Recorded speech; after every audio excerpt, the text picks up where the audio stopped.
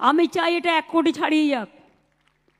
খরচ হয়েছে কত? 15,000 কোটি টাকা জাস্ট জানবার জন্য। সবুজ সাথী আমার আছে 1,27,00,000। এবছরও যারা সাইকেল পাবে, সাইকেল রেডি হয়ে গেছে।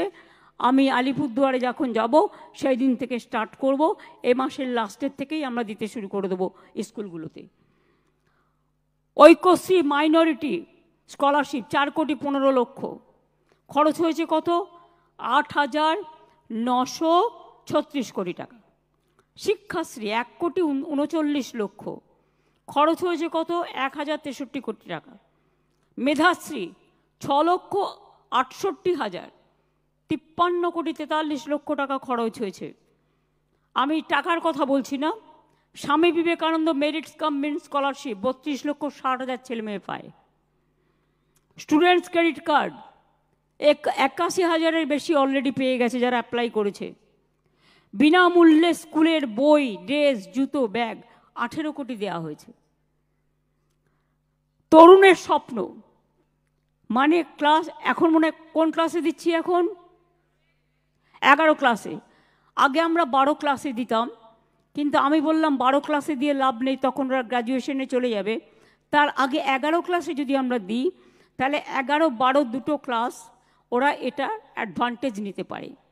কাজেই আমরা যখন ক্লাস 11-এ কেউ ওঠে তাকে আমরা 10,000 টাকা করে দিই স্মার্টফোন কিনবার জন্য।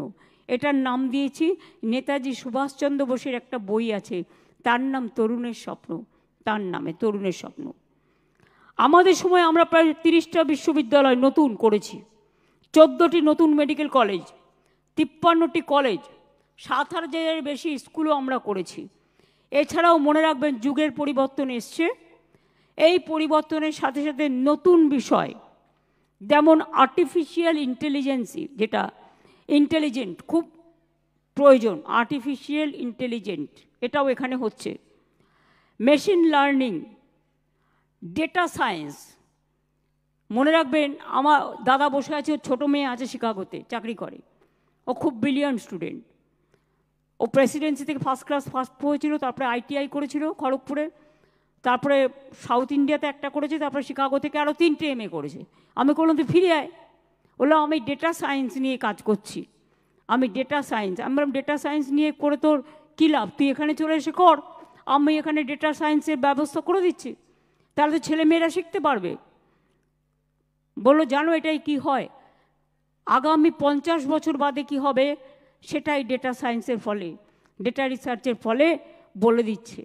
সুতরাং আগাম ভবিষ্যৎটাকে কাজে লাগিয়ে এই যে আর্টিফিশিয়াল ইন্টেলিজেন্স, আপনারা তো ফটো দেখেন, বিভিন্ন ছবি দেখবেন, ধরুন আমার ছবি দেখবেন অ্যাকচুয়াল, আমার গলা শুনবেন, বাট সেটা আমার নয়, অরিজিনাল নয়, ওটা হচ্ছে আর্টিফিশিয়াল ইন্টেলিজেন্স করে করা হচ্ছে। সুতরাং এখন যে যুগের পরিবর্তন হচ্ছে তাতে তার সাথে তাল মিলিয়ে অন্যান্য সাবজেক্টগুলোর ওপরেও নজর দিতে হবে, এবং সেগুলো আমরা ইউনিভার্সিটিতে এবং বিভিন্ন জায়গায় আমরা করছি।